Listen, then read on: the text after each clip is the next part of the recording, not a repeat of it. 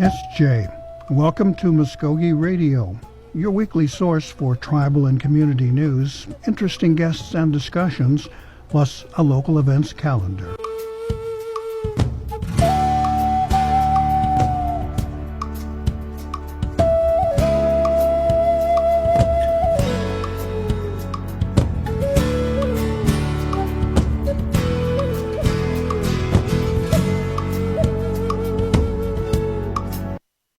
SJ, Stongo, Gary Fife, Jaho Jifkidos, Mvskoke Radio, Mabo Hedgetawedskis. Hope you like that extra little sound bite we tossed in there this morning. Welcome to a chilly day here in Oklahoma. My gosh, it's crazy. Oklahoma weather, though. Now, we have a couple of things we'll be sharing here today. I don't know how many of you were able to get out to a wild onion dinner, but I decided, we've got to make at least one of them, or at least get some meals. So I traveled over to Concharty last weekend and checked out their always wonderful presentation and meal. And gosh, full belly, happy, really pleased. And so we thought we would talk to some people out there about what they thought, about what the whole event was about, and get their thoughts on what it's like to not have one. And so we began recording and talked to a lot of people, and we're going to be sharing that here this morning. So that's segment one. In our second half, we're going to be speaking with Michael Coon, who's got some Veterans events coming up. We'll be honoring members of his family and others who had served in the U.S. military. But first of all, let's check out the wild onion dinner.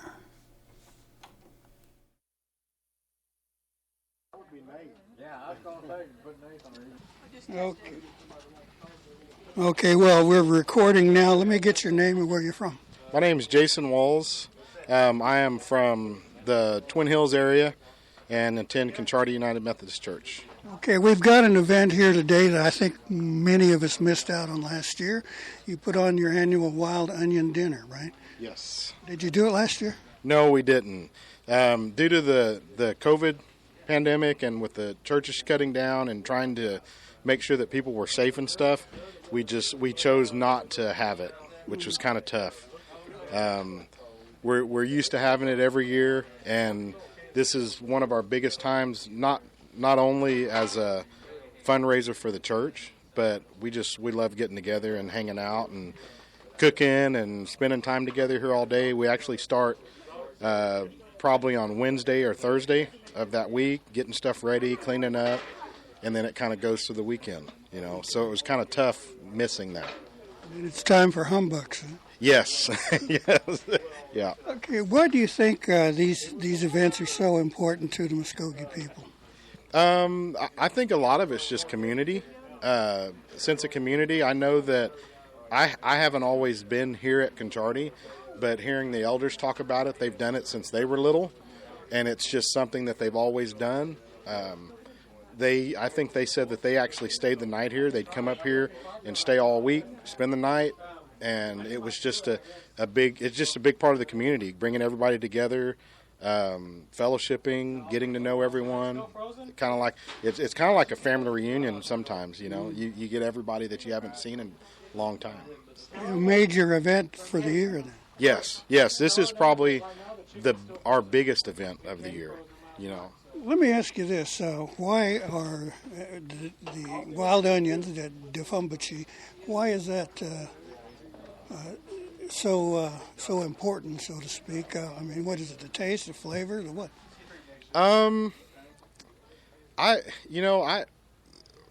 For me, it's kind of the flavor, the taste, how the eggs and everything's just together, and the onions get tender.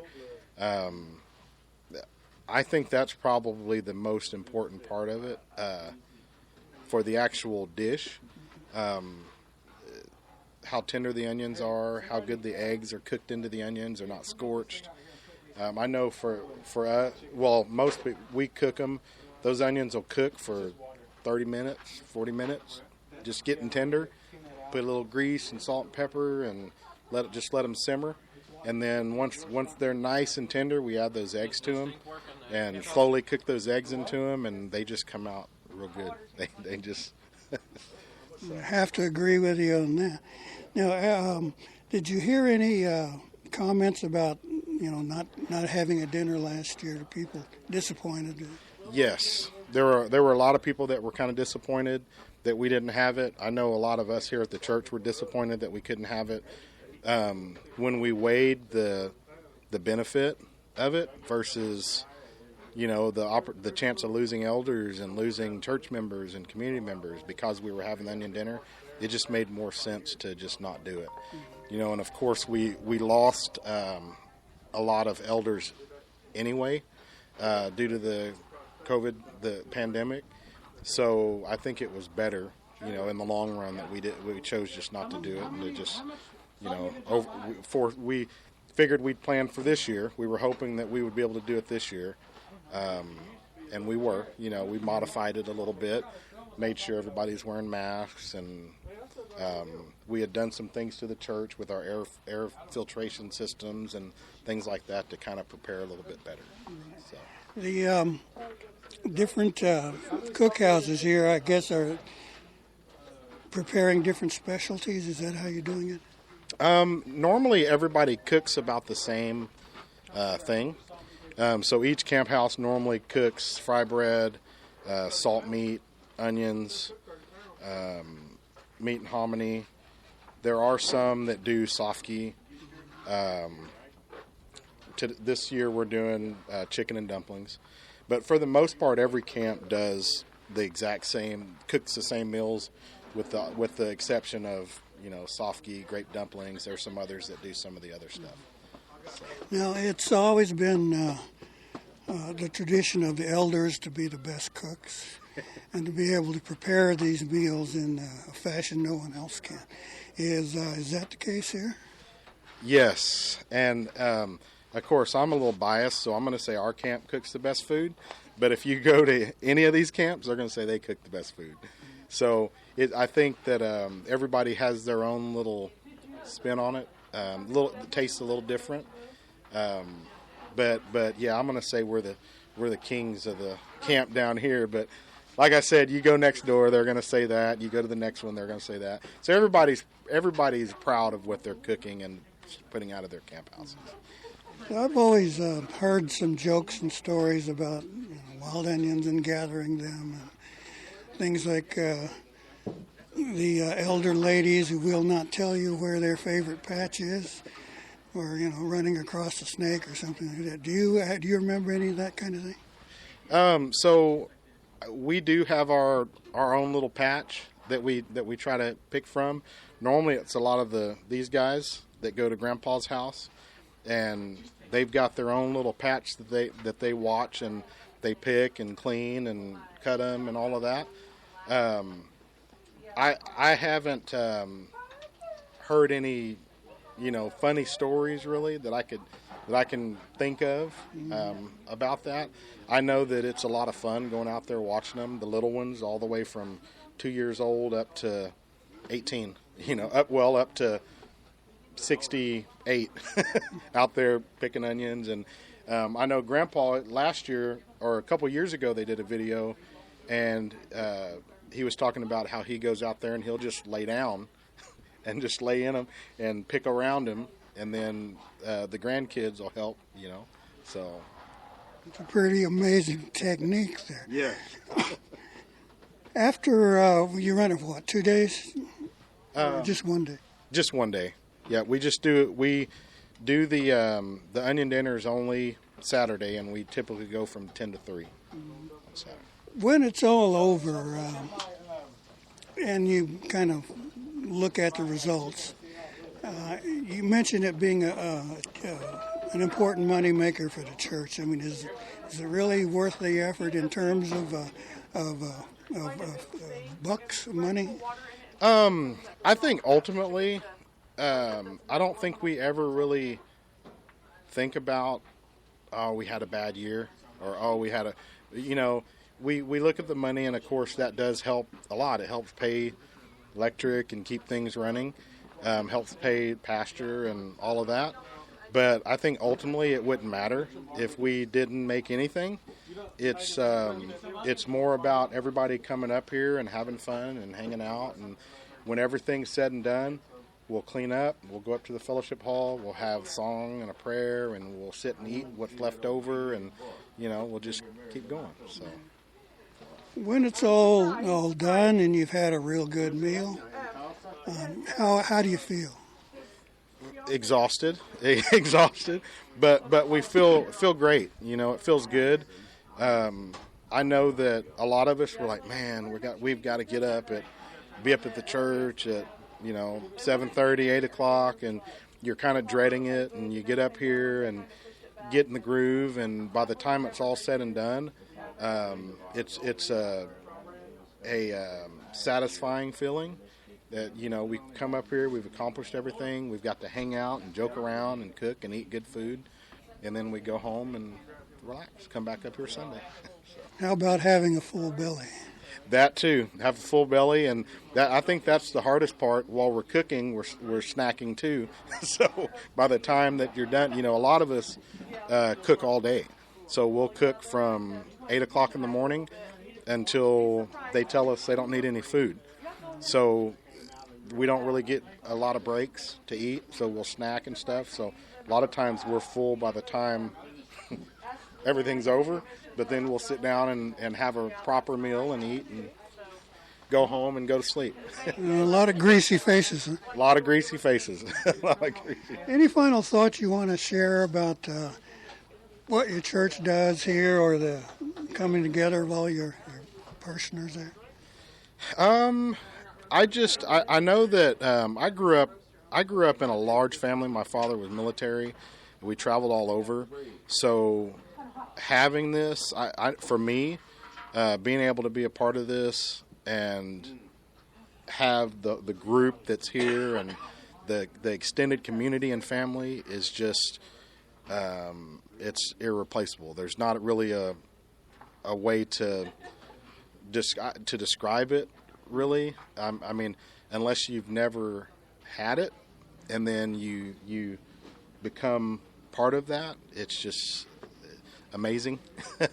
That about ready to get out of your way, but that just raised an interesting question. Have you ever shared this meal, the dafumbachi, with people who've never had it before? Yes. We have people. So I have a lot of family that are out in Mississippi, Tennessee.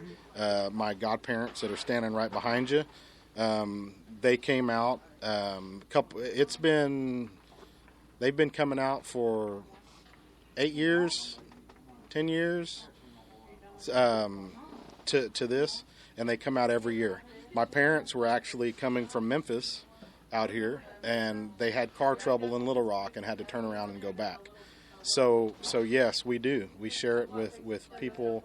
People come from all over, different family, and not only my family, but other people's family, and they love it.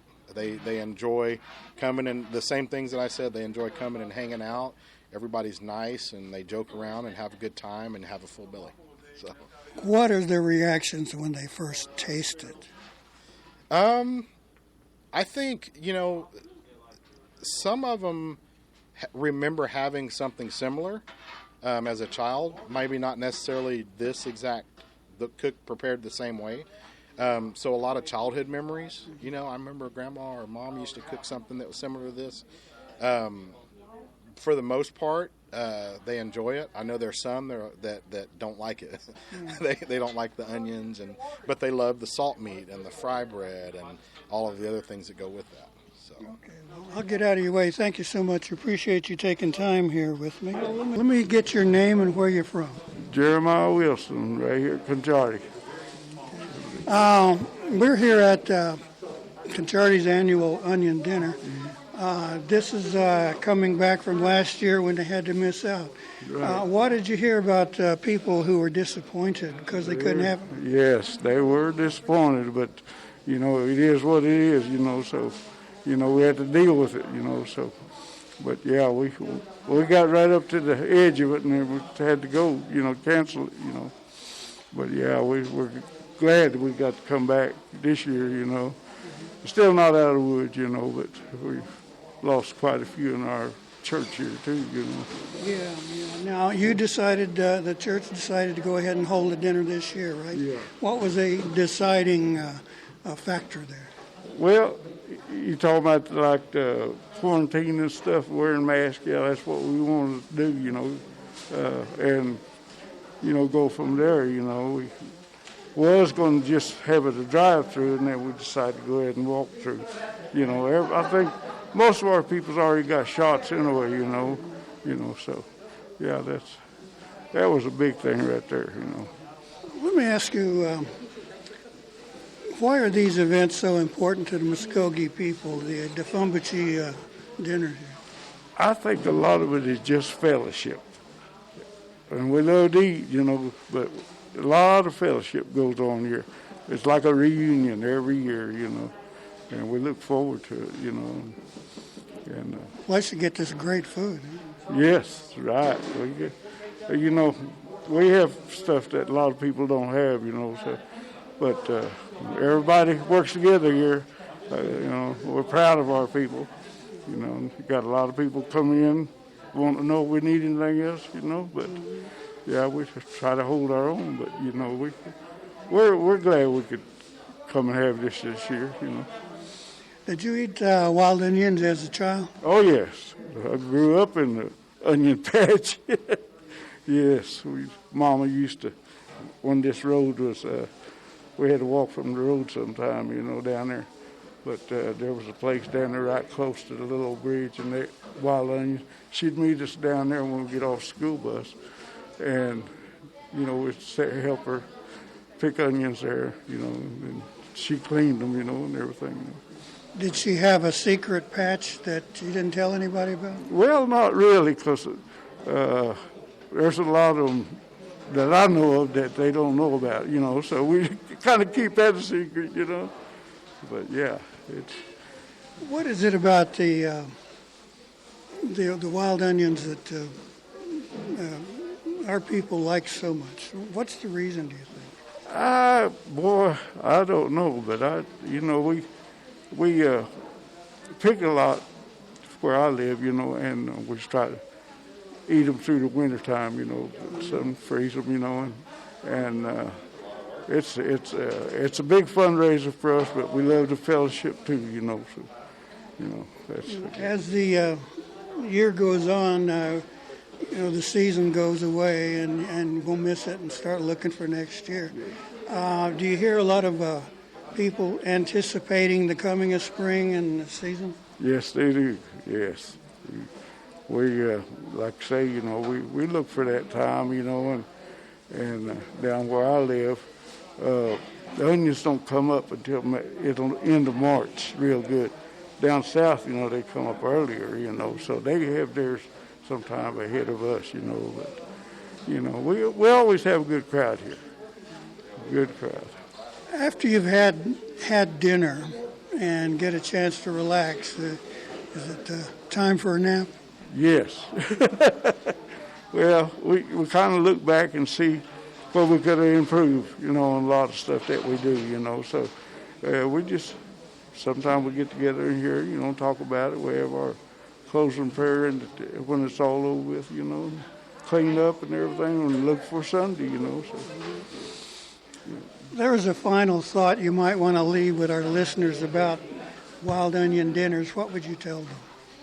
Well, it's something that will, God has put here, and somehow there's a connection, what it means to us, and we just, I guess, get it from that, and know that's this certain time of the year that they come up, If you wait too long, they start seeding out, and they get tough, So, but yeah, we look forward to it.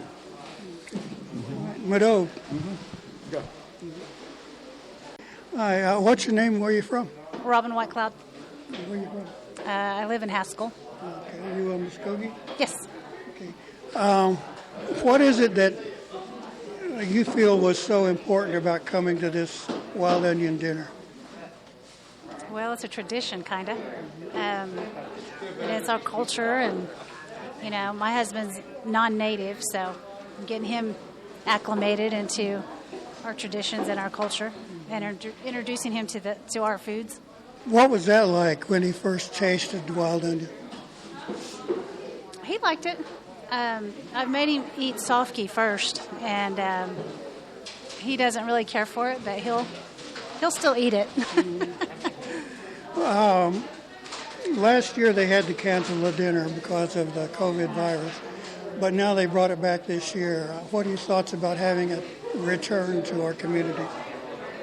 I think it's awesome, and I'm just looking forward to the day when we can all sit and eat together once again, and I'll have to get everything to go and be a part.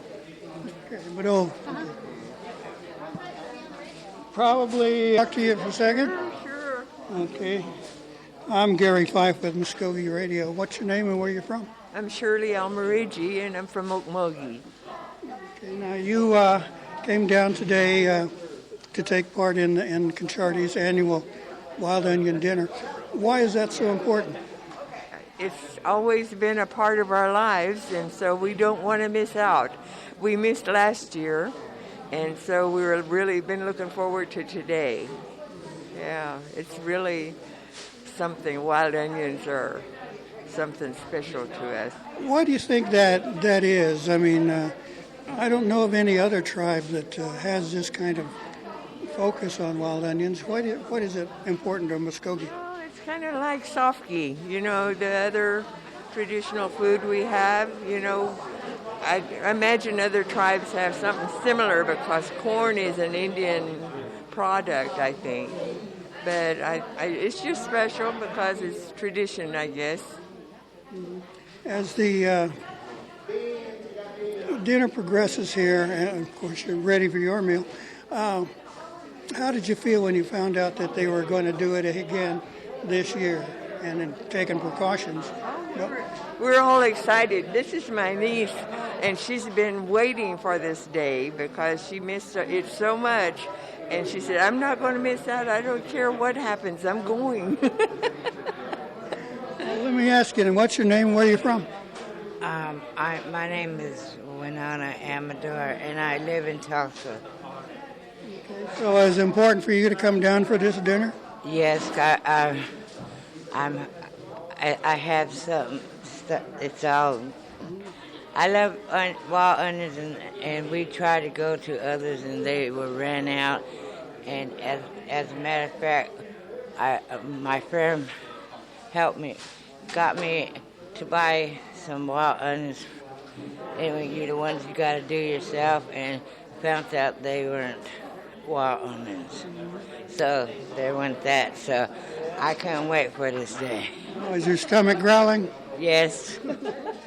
But thank you all very much. All right, where y'all from? Sepulpa. Okay, can I talk to you for a minute? Sure. What's your name? Gina. Gina Halbert. Albert? Yes. Sepulpa? Sepulpa. Okay, why is this event so important to you? I just remember growing up eating wild onions at my grandparents', and so it's just a good opportunity to come and get them. You a Mvskoke person? No, Cherokee. CO, Tohija. Yes, you. Now, the annual event was canceled last year because of the COVID virus. Right. We're glad to hear about it coming back this year. Absolutely. So, yeah. You drove all the way from Tulsa. Yeah. They're from Glenpool, and I live in Sepulpa, so we just drove on down here. And You're probably my neighbors then. well, let me talk to the Glenpool folks who are coming. Hi, what's your name? Rebecca Williams. Lloyd Williams. Okay, and you made it down here for this dinner this year. Why is it so important? Because we like the wild onions, and I want to try the grape dumplings. I've never tried the grape dumplings. Yeah, same thing, pretty much. Just, of course, that's my wife. I just come with her. I ain't got no choice either. Well, you haven't got any complaints about the meal, though. No, I always wanted to come and eat this anyway. Well, you all have a good one. Enjoy. thank you. Hey, can I talk to you for a second?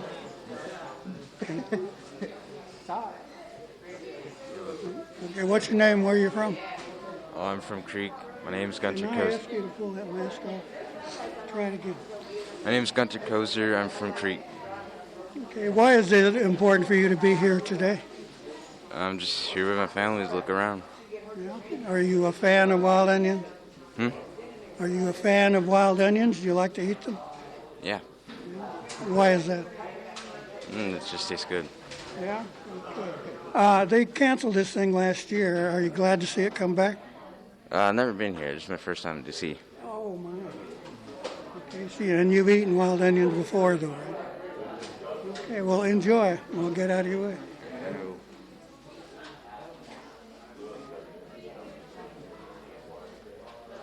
Now, can I talk to y'all for a second? Hello? Sure. Hi, what's your name? Where y'all from? My name's Zach from Broken Arrow. Morgan, Broken Arrow. And the little guy? Sander, Broken Arrow. Why is it so important for you to be down here at the Concharty Wild Onion Dinner this year? This is my first year. Yeah, my first time being here. Why is it It's been a while since I've been down here, yeah. Mm-hmm. But you're all familiar with eating wild onions? I love Not me. It's my first time eating wild onions, actually. Well, your first time? Oh, boy. You in for a treat, my friend. Well, they canceled it last year because of the virus, but they put it on again this year, so, are you happy it's happening? Oh, yeah. I'm pretty excited. Okay. Well, you all have a good one. Enjoy. I'm Bucks J. So thank you. Maybe it doesn't speak Creek yet, huh? Hi, how you doing? Good. Let me get out of the way. All right. Can I talk to you all for a second? Sure. What's your name and where you from? I'm Rita Henson, and I'm from Sand Springs, but my family started this church, so I'm a Colbert and a Bruner, so, and all the veterans you see on the board here are my relatives. Okay. Yep. Hi, what's your name? Where you from? I'm Mary Coleman from Sand Springs. Why is it so important that you all be here today? Is it just the food, or is there something else? Oh no, it's the community. It's our being native. We've got to support one another. The food's awesome, but we have to support one another. And your thoughts? The same. We grew up coming here when we was little, so.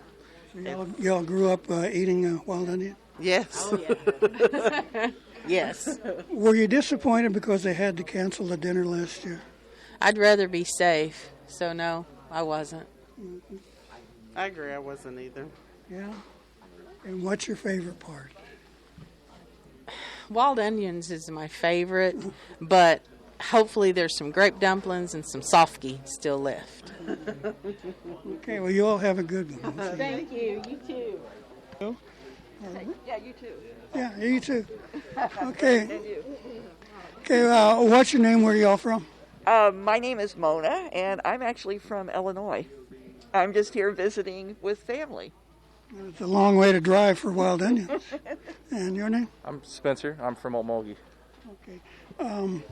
This is your first time here? It is, yes. What is it that maybe you kind of expect here? Really great food because it smells wonderful. I'm excited. Being downwind of the kitchen is really tough. Yes. Okay, and why is it? Here for a while. It smells really good. Why is it that you come? For the food. Just the fry bread and the wild onions. Is it something you maybe grew up with or familiar with? I did, yes. Used to come to these with my grandparents. As a little guy, you learned to get greasy face with That's right. wild onions. Never grew out of it. Okay. Now, one of the things I'm also asking is why these events are so important. Don't let me make you lose your place in line. Okay, why are these kind of events so important, do you think? I am never here during wild onion season, so I've missed it for years. I grew up in Okmulgee and Mvskoke, and it's just a great opportunity to come back and be part of my heritage and participate in it again. And it's a wonderful opportunity to raise money and participate in this. Now, from what I've heard from a lot of people, they say, of course, the food, but it's also important as a kind of a community event kind of thing. What are your thoughts? I agree with that. I think you look how many people it brings out to this far out in the country, and the community, people who you don't normally see otherwise, or maybe see once or twice a year, and get to visit and have some good food. Okay, what's your favorite part? Oh, I'd like to say visiting with people, but it's got to be the food. Which dish? The fry bread. Okay, the fry bread crosses all boundaries. The event was canceled last year. Were you aware of that? I was not aware of that, but it is great to see that there's COVID vaccines available here today for everyone to take advantage of. That's very nice. Okay, were you disappointed about last year? I was, but it's understandable. Okay, now, final thought, if you had to tell our listeners about the food, the event coming out, what would it be? You just come for the smell if you don't want to eat. Just come and take in the scent. It's wonderful. Live on that. Absolutely. Now, what would you tell them? I'd say just don't miss it, because it was canceled last year. You never know. Hopefully things will keep getting better, but don't miss an opportunity to come out and enjoy something like this. Okay, what's your name and where you're from? Shar Tiger from here at Duck Creek. Okay, why is it so important for you to be out here today? For the support for the church, help them out. Yeah. Food's got nothing to do with it? Food too, but they serve good food, really. So, yeah, it's just come out to help them out. What we can do, what I can do. That's what I like to do, give help out, support. Let's get a great meal, too. Huh? Mm-hmm. Why do you think wild onions are so important to the Creek people? Well, I guess it really falls back on our elders. They had to eat it back then, too, to survive. Yeah, so it just comes all the way up to this generation, so. It's not too hard to follow that tradition That's either. right, when you're native. All right, we'll get out of your way. Okay, thank you, Mr. Pye. I like A. Yeah, I was going to say that's the best part of the interview right there. The natives are. All right, you all got something to play with now? Okay, I'm going to... You'll hear Shad, too.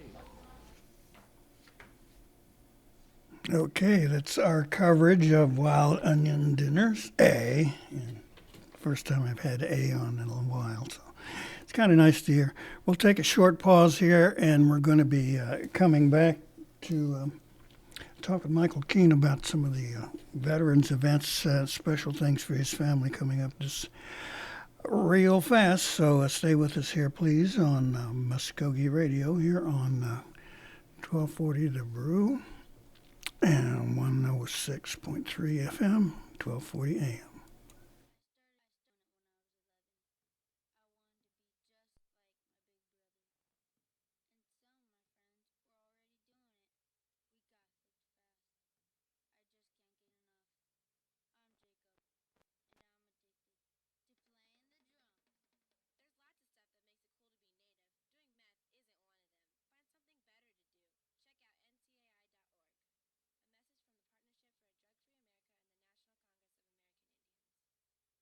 Welcome back to Mvskoke Radio here on 1240 The Brew. Let's see, how we do this. 106.3 FM, 1240 AM here on The Brew in beautiful downtown chilly Okmulgee. We'd like to welcome into our studios now Michael Coon, who's got some veterans events featuring his family and other folks who you might know and might recall. So thank you for making time to come join us today. We appreciate it, Mr. Coon. Thank you, Gary. Okay. Now, first of all, we've got a big event coming up, and starting in Broken Arrow and then coming to Okmulgee all on the same day. Kind of busy. So why don't you give us an idea of what you've got planned there? Well, we're doing the dedication of Mission 22 had a cutout for the family when my son passed in 2015. When I was asked to become the steward of the memorial in Broken Arrow at Veterans Park, I was presented with his cutout of his silhouette. And so it's a massive cutout, almost 10 feet tall, and I couldn't see that being in my front yard. So I donated it to the Military History Center, and they was with open arms to appreciate me donating that because of the military history of my father, myself, and my son. And so they wanted to celebrate our services to the center, and now they have all three of our uniforms there at the Military History Center, and they have a room there dedicated to our family there on that wall. And so I think it's fitting that, you know, that we had this cutout, this dedication for my son to Broken Arrows. Like Broken Arrow says, he's overlooking the city. When and the cutout that he has, he was minesweeping in Afghanistan. And so this is a reminder to our vets and everything out there suffering with post-traumatic stress disorder, PTSD, and other issues that they have. We just want to get the word out that Mission 22 and also another organization that I affiliate with is Eagle Ops.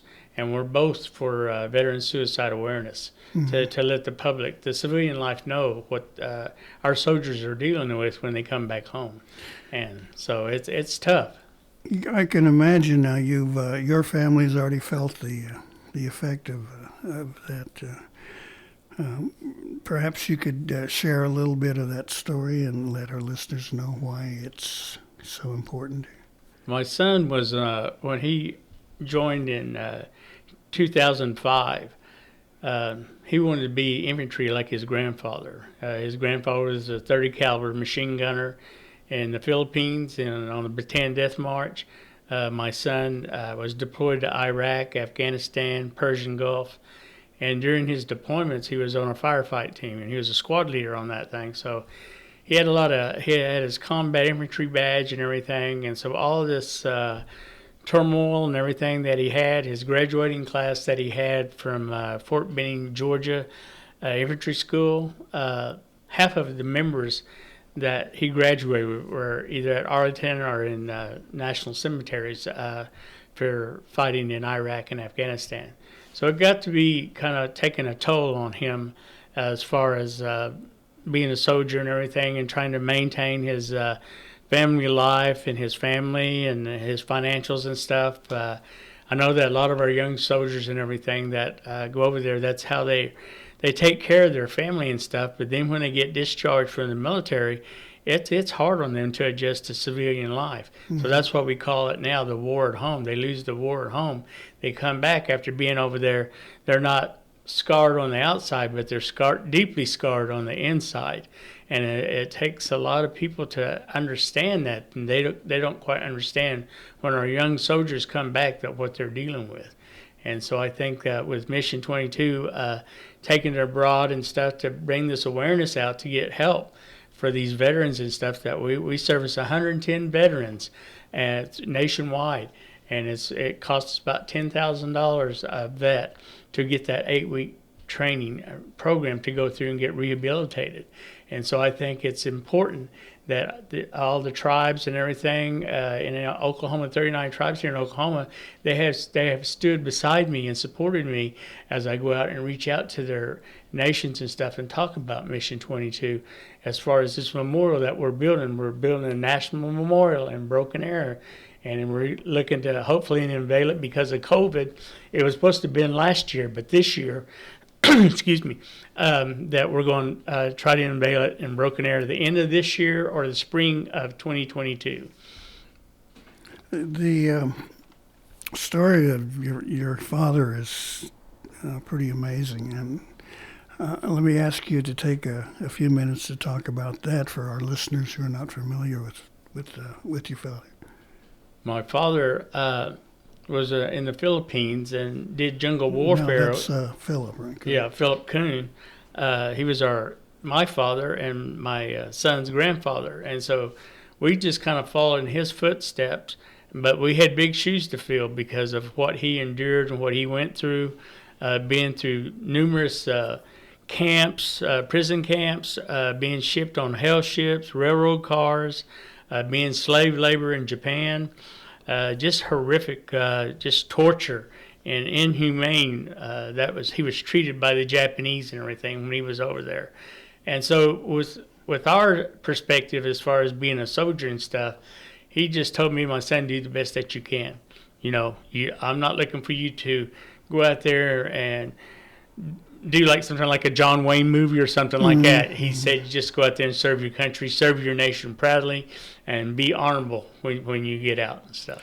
Well, let's put this in perspective a little bit. Now, during the early days of the Second World War, after Pearl Harbor was bombed and the Japanese began their sweep through the southeastern part of the Pacific, all those islands and things, they were successful. They were winning the war at that point, and I don't know, not being there, that maybe the rest of the world wasn't ready for that kind of aggression and force, and so they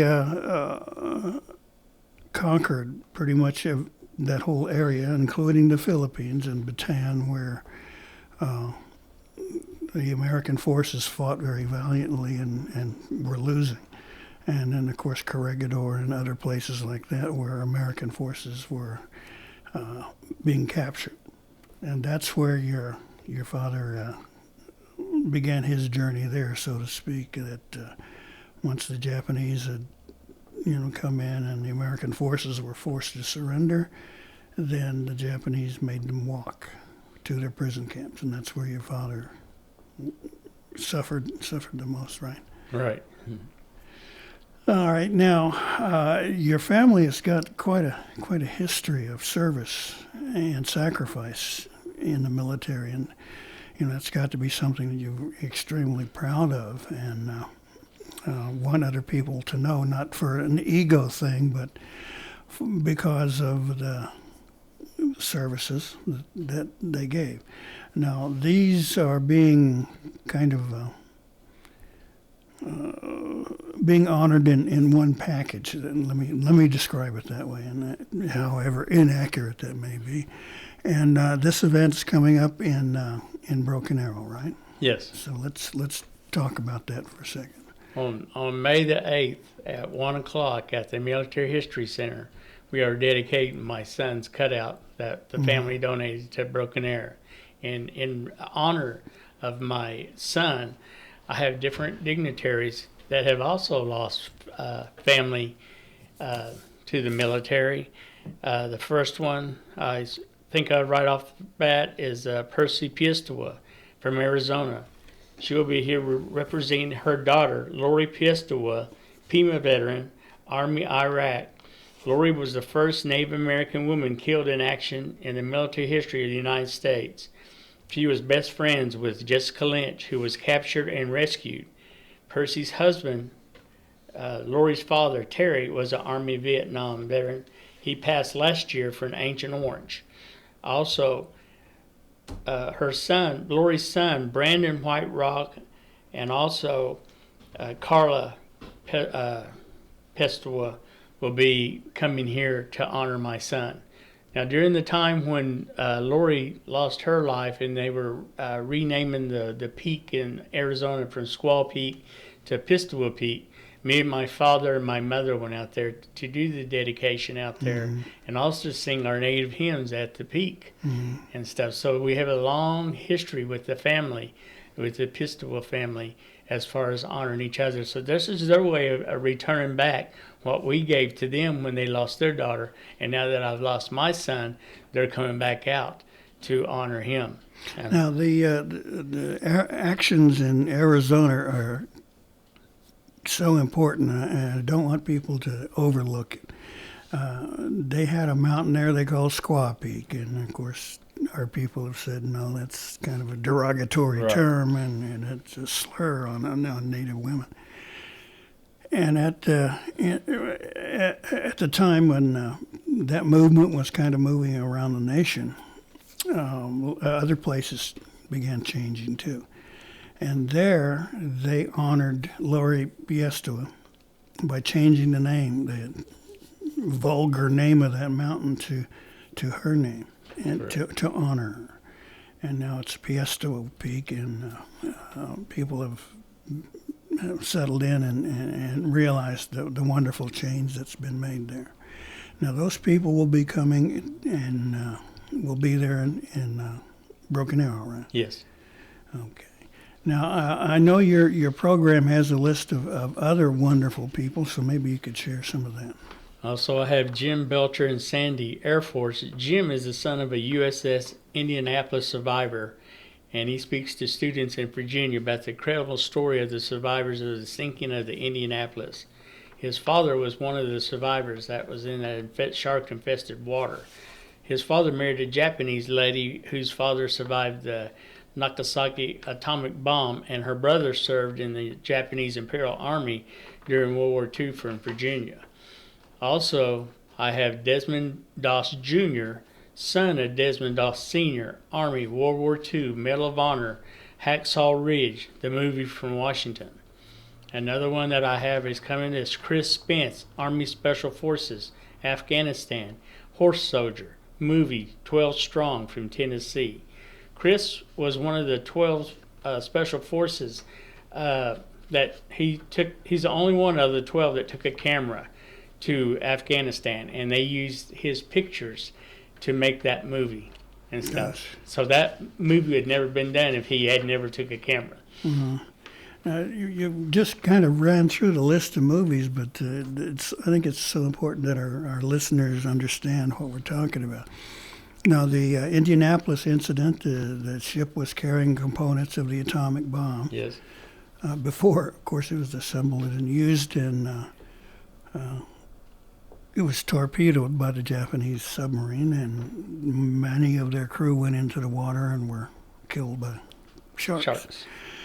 Now, this incident is actually, if you've seen the movie Jaws, it's mentioned in there by Robert Shaw about him being a survivor, his actor.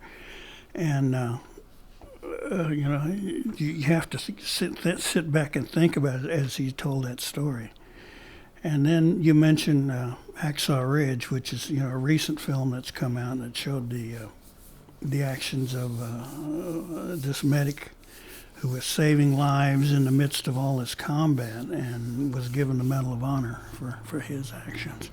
So these things are, it's such a living part of our history, and it's so relevant to what we do. And then there's, incredible people who are serving in the Middle East who are still having to undergo these hardships and things. So this is a chance for our listeners and other Oklahomans maybe to get close to some of these families and talk with them and get, to be acquainted with them a little bit. So the city of Broken Arrow was the one that has actually put a lot of effort into a veterans park there. So for people who might be interested, why don't you kind of tell them where that park's located real quick? The Military History Center is located at 112 Main Street, and it's right there in the Rose District. If Bob will know where the Rose District is, it's right there on Main Street. And they have different artifacts in there from the Revolutionary War all the way up to the current war. And so it's a real history lesson for our young children to go through that museum, or that center, I should say, and to go through and see the history that's in there. They have kiosks of different battles, of different wars and stuff. They even have a Native American area, which my son and my father were in that display and everything, along with a code talker that they have, and then one of our Native American pilots that's in there. She's also in there. Gosh. So they've reached out to us, and they said that they would even open it up on Sunday if we wanted to take a group, like school groups want to go through and do like a history lesson and stuff. That would be great for our nation to go through and see this, of real life, instead of stuff that they don't normally read in a history book, that they see real life accounts and stuff of these heroes that are never mentioned and never heard of until you go through that history center. Well, that's so important to emphasize and underline. If we stop and think about it, Native Americans have fought in every war this country has ever had. including the one to make this country, the one that would have divided the country, and every conflict since then, including the one that's become the longest war America's ever participated in. It's critical for our kids to know this and understand, the dedication. Now, that's a question that's often popped up when I've talked to different people and saying, well, why do Indian guys go fight for America, who took their land and everything else? Have you ever had that discussion with other people? No, I've had that discussion with a lot of Indian veterans, saying it's a warrior thing. Mm-hmm. That when you go and you're not only fighting for the United States, you're fighting for your nation, for your people that you leave behind, to make sure that they're taken care of, that that things won't happen to them. They're able still to go to their native churches and our language and everything that we're still preserving. So everything that when we sign our name on that dotted line, that tells us that we're protectors of our nation. Mm-hmm. And I think that's important for us when we come back, that they look at us and say, they did that for their nation, and they're proud to be, honored. And so that's why we're the highest ethnic group to do that. Most people either have to get drafted, but most Native Americans volunteer. Mm-hmm. Well, I think I probably should admit that I got darn close. I have not served. I was of age. And when I got out of high school, I got the call to come into the draft board and go take the tests and the physicals and all of that. They found out I had a heartbeat and was still warm and could read and write, and said, "Okay, 1A, we'll call you when we need you."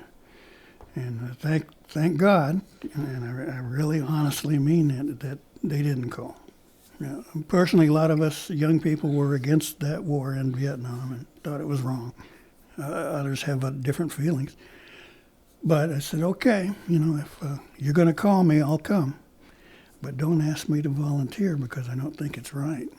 But I'll do it in honor of my family, and my kinfolk, and other Native people who have chosen to accept this challenge. And that's kind of off the side. I think a lot of our Native young people have similar feeling. Yeah, I had that feeling as far as I lost 2 in the Vietnam War, 2 of our family members. And to me, that was my call to go ahead and to join. I know my mother was furious that I joined the military, but I know my father didn't want to say anything because of what he had endured during the war. That it just kind of gave him flashbacks, me going over there and maybe something happening to me over there. But he was proud that I stepped up, that I wanted to do that for our nation and for our country, just like he did.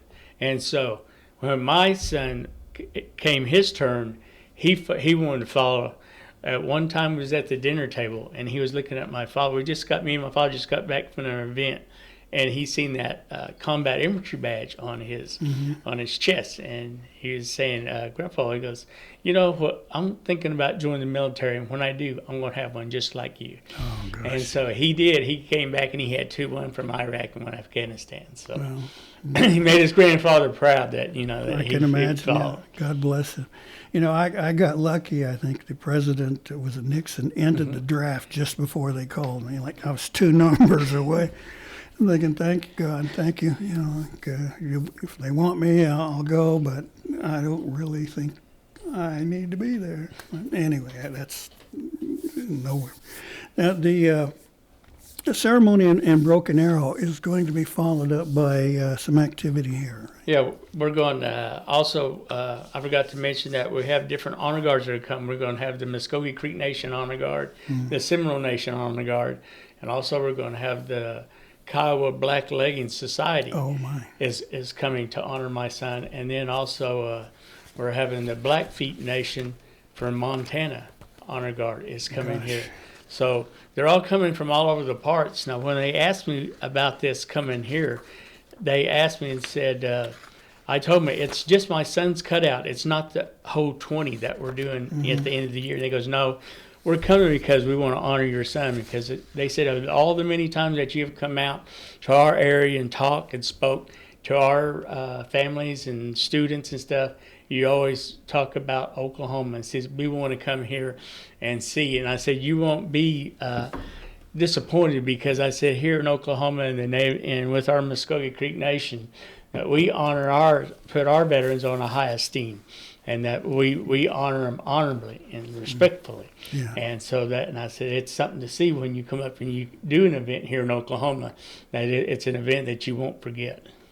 Gosh, it's so impressive for those different units to come down to take part in this ceremony.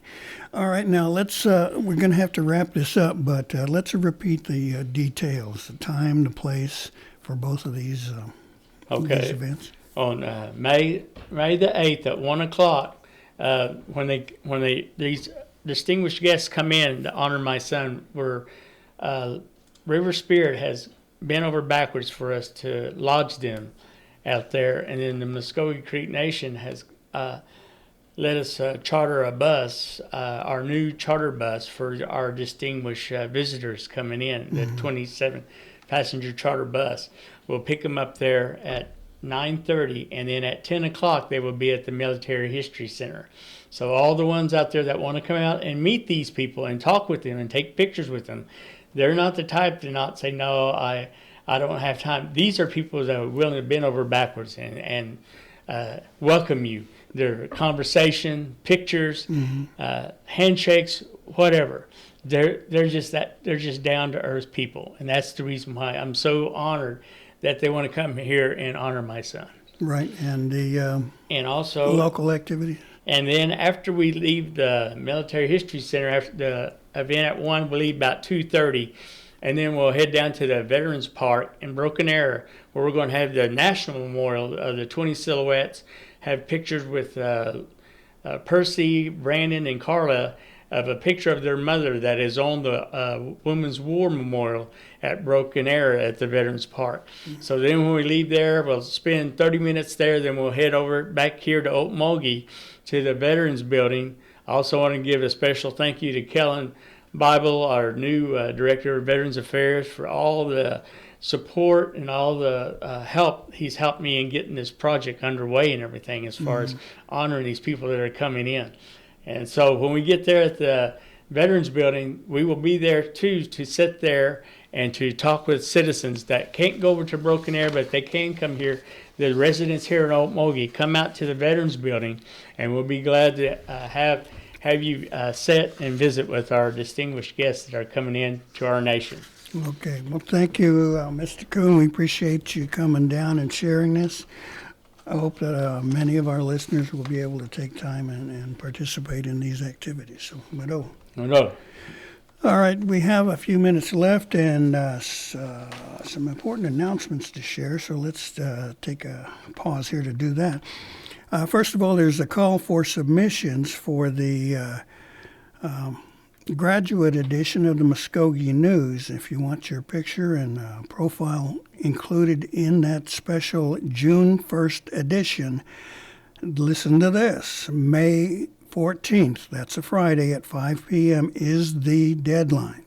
That's for the special June 1st print edition. Profiles, as we want to see, pictures, and other information there. So there's a 150-word limit on that. Again, May 14th at 5 p.m., late profiles will not be accepted. We have to put that thing together, and it does take time. So real quick, there's one more Wild Onion Dinner here on our list, May 1st at the Angie Smith Memorial United Indian Methodist Church in Oklahoma City. It is a drive-through, so if you got hankering for wild onions, here's your last chance, I think. Environmental Services Office has a drop-off recycling event on the 23rd from 9 to 3. That's paper, cardboard, plastic, and 1 and 2 aluminums. They will not accept e-waste, tires, or white goods during this event. Save them for National Recycle Day in November. So that's the 23rd. And finally, on the 29th here, from 1 to 3 at the car parade at the Claude Cox Complex. That's being put together by our Office of Family Violence, I believe, and to raise awareness of sexual assault. So we want to make sure that we support those folks in that program. Okay, all right. We got through this one all right, so we're in pretty good shape. So I want to say Mado Mabo Hedgitskat, Gary Fife, Jahu Jifkidos. Thank you again for listening to Mvskoke Radio.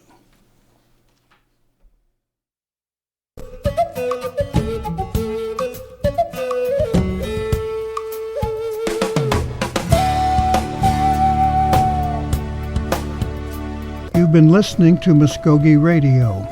Join us again next week for more local, tribal, and community news and updates. Mado.